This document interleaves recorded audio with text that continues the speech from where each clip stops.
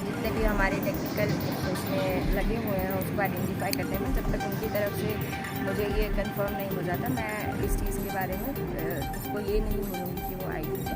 It is a suspicious object as of now. तो जी बिल्कुल, ये एक मेटाडोर में हमको मिली है एंड उसके लिए हमारे पास स्पेसिफिक इनपुट था एंड उसी के लिए अब आगे हम कार्रवाई करेंगे। सिक्योरिटी फोर्सेस के लिए कितना बड़ा चैलेंज है मैम इस तरह स्टिकी बम जो है? हमारी अवेयरनेस ड्राइव्स भी चलती रहती हैं।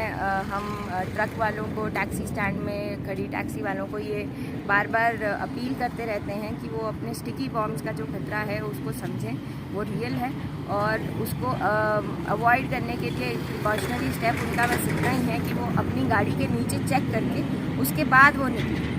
तो ये अगर वो करेंगे तो ये बहुत बड़ा स्टेप होगा हम सिक्योरिटी फोर्सेस की हेल्प करने के लिए।